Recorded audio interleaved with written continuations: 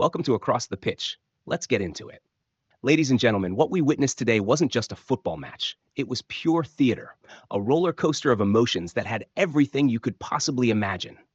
Barcelona 5, Benfica 4, in what might just be the game of the season. Let me tell you why.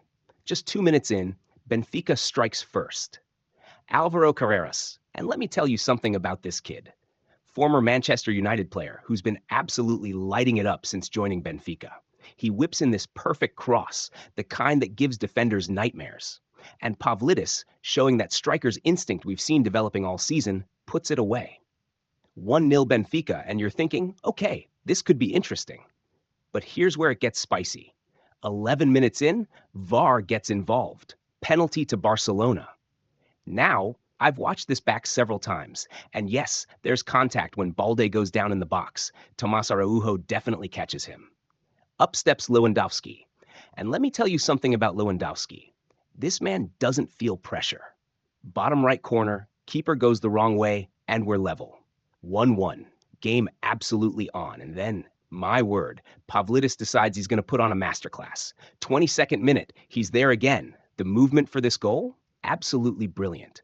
Pulls off the shoulder of Araujo, who's usually so solid, but tonight looked like he was playing in quicksand at times. 2-1 Benfica. The defending from Barcelona, let's just say Flick won't be happy reviewing that one in the morning. But wait, there's more. 30 minutes in, another penalty, this time for Benfica. Szczesny. And we need to talk about him because he's come out of retirement for this. Brings down Aktürkoğlu. It's the kind of decision that makes you wince as a goalkeeper. He's committed himself, no chance of getting there, and it's a clear penalty.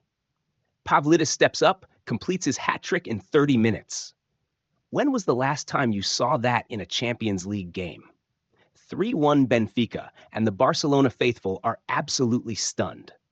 Halftime comes, and you're thinking Hansi Flick must be having kittens in that dressing room. Whatever he said, though, it worked. Barcelona come out looking like a completely different team. The pressing is higher, the passing is sharper, and suddenly, Pedri starts running the show. And let me tell you about Pedri in that second half. This kid, and remember, he's still just 21, starts conducting the orchestra like he's been doing it for 20 years. Then comes one of the weirdest goals you'll ever see in football.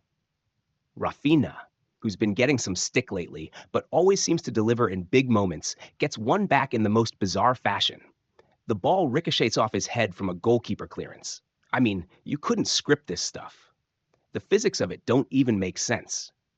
3-2. Game on again. But Benfica weren't done. Ronald Araujo, who's usually Mr. Reliable for Barcelona, turns it into his own net. 4-2 Benfica, and you're thinking, surely that's it. Surely Benfica have this wrapped up. But this Barcelona team under Flick, they've got something special about them. They don't know when they're beaten. 78 minutes in, penalty to Barcelona. Now this one's controversial. There's definitely contact on Yamal, but is it enough? VAR says yes, and up steps Lewandowski again. 4-3, and suddenly the momentum has completely shifted. Then, who else but Eric Garcia? The man who's had his critics, who's been in and out of the team, Dad picks the perfect moment to remind everyone why he's a Barcelona player. 86 minutes, perfect header from Pedri's cross. The vision from Pedri to spot that run, magnificent. The header itself, clinical. 4-4, and you can feel something special is about to happen. But the real drama, that was saved for the 96th minute. After a Benfica corner gets cleared, and by the way, this is tactically interesting because Benfica had pushed everyone up, really gambling on getting that winner. It falls to Ferran Torres. Torres, who's been criticized for his decision-making, plays the perfect pass to Raphinha. One-on-one with the defender, cuts inside onto that magical left foot, and bang! 5-4 Barcelona. The scenes in the stadium from the Barcelona fans were absolutely electric. From 3-1 down to winning 5-4, this is why we love football, ladies and gentlemen. Let's talk about some standout performances here. Pedri in that second half wasn't just good. He was otherworldly. 27 completed passes in the final third, 3 key passes, and that assist. Numbers don't even do justice to his performance. The way he controlled the tempo, those passes leading to chances, it was like watching Iniesta reborn. Raphinha deserves special mention too. Despite not having his best game overall, he comes up with two crucial goals. That's what big players do. They deliver when it matters most. His positioning for that winner? Perfect. The finish? Clinical. He's becoming one of those players who can be quiet for 89 minutes, but still win you the game. For Benfica, Pavlidis has to be gutted. A 30-minute hat trick and ends up on the losing side? That's cruel. But what a performance. His movement, his finishing, his link-up play, everything was spot on. And Alvaro Carreras, what a performance from the young left back. Manchester United fans must be watching this thinking, why did we let him go? His battle with Yamal was fascinating. Probably the first time this season someone's actually managed to give the Wonder Kid a proper game. The officiating? Well, that's going to be talked about for days. 3 penalties in one game. Some might say soft, but when you're playing at this level, those small contacts can make all the difference. The amount of added time will be debated too. Was there really enough stoppage for that last attack? The Benfica fans certainly didn't think so. This is what Champions League football is all about. The drama, the comebacks, the late winners. It's why millions tune in every match day.